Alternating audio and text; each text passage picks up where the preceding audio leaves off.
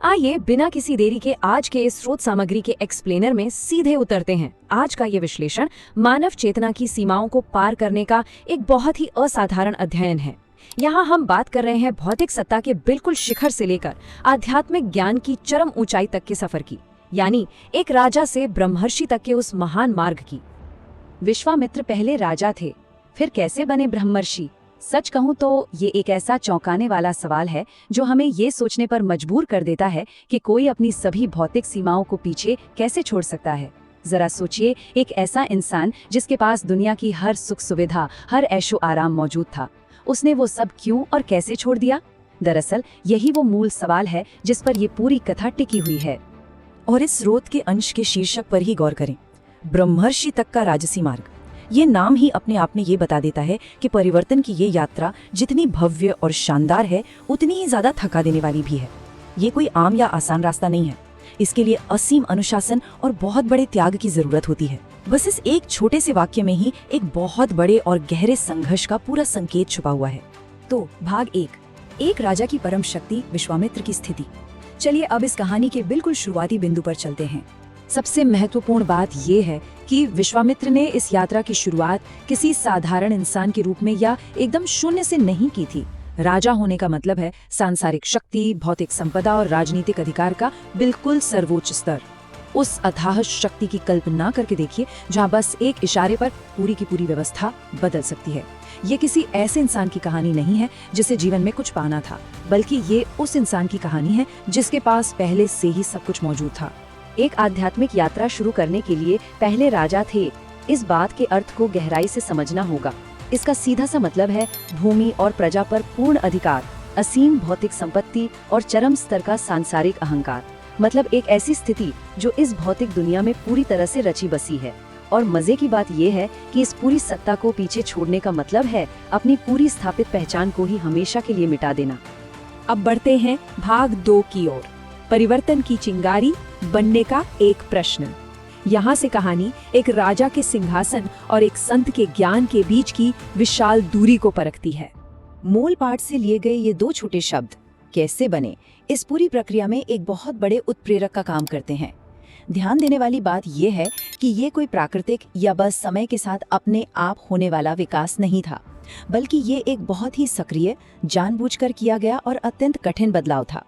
कैसे बने एक ऐसा सवाल है जो एक रुकी हुई स्थिति से उठकर एक बहुत ही सक्रिय आध्यात्मिक खोज में जाने का सीधा प्रतीक है। भाग 3, तपस्या का मार्ग, राजसी मार्ग पर चलना।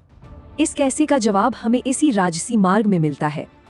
अब ऐसा बड़ा रूपांतरण बस एक झटके में तो नहीं हो जाता है ना, इसका एक पूरा स्पष्ट कालक्रम है। सबसे पहले आता है चरण 1, भौतिक शिखर का काल।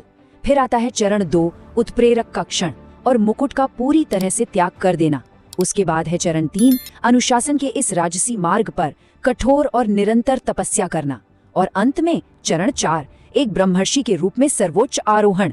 ये क्रमबद्ध विकास साफ साफ दिखाता है कि यह कितनी लंबी और थका देने वाली प्रक्रिया रही होगी।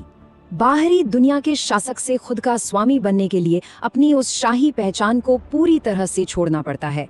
इसके लिए सबसे पहले तो सांसारिक शक्ति की सीमाओं को पहचानना बेहद जरूरी है।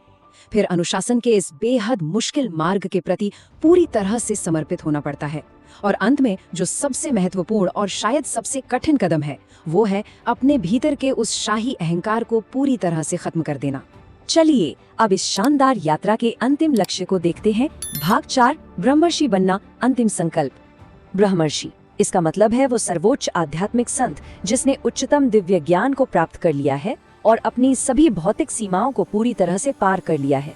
ये एक ऐसी शाश्वत और असीमित शक्ति थी जिसके सामने विश्वामित्र के पुराने सांसारिक मुकुट की चमक भी पूरी तरह से फीकी पड़ गई। ये सिर्फ एक सत्ता पाना नहीं था, बल्कि सत्य की चरम प्राप्ति थी। अगर हम इन दोनों अवस्थाओं की एक दूसरे से सीधे तुलना करें तो यह बदलाव वाकई अकल्पनीय लगता है। एक तरफ है राजा की अस्थायी सत्ता जो पूरी तरह से उसके अहंकार से जुड़ी है, और दूसरी तरफ है ब्रह्मर्षि की शाश्वत महारत जो शुद्ध दिव्य ज्ञान द्वारा संचालित है। सच में ये केवल एक पद से दूसरे पद पर जाने जैसी बात नहीं है, बल्कि यह अस्तित्व के एक सीमित दायरे से निकलकर असीमित आयाम में जाने का पूरा सफर है। और अब आते हैं अंतिम हिस्से पर, भाग 5, आधुनिक निष्कर्ष, आंतरिक विजय। इस प्राचीन राजसी मार्ग के विश्लेषण से हमें मानव स्वभाव के बारे में बहुत गहरे सबक मिलते हैं। सबसे पहली बात तो यह है कि सांसारिक शक्ति और अहंकार पूरी तरह से अस्थायी हैं। सच्चे परिवर्तन के लिए हमेशा एक कठिन और बहुत ही गहरी आंतरिक यात्रा की जरूरत होती है। और जो सबसे बड़ी बात हमें समझनी है वो यह है कि सर्वोच्च आरोहण में हमेशा उन पहचानों को छोड़ना शामिल होता है जिन्हें किसी समय सबसे ज्यादा महत्व दिया जाता था। यानी सबसे बड़ी विजय कभी भी बाहरी दुनिया या सेनाओं पर नहीं होती, बल्कि खुद के आंतरिक अहंकार पर होती है।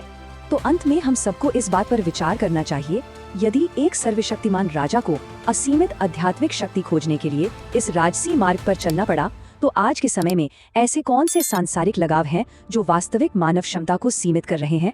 क्या सत्ता और संपदा ही जीवन का अंतिम लक्ष्य है, या हमारी असली क्षमता इन सब के पार जाने में छिपी है? इसी शक्तिशाली विचार के साथ स्रोत सामग्री का हमारा ये एक्सप्लेनर आज यहीं संपन्न होता है।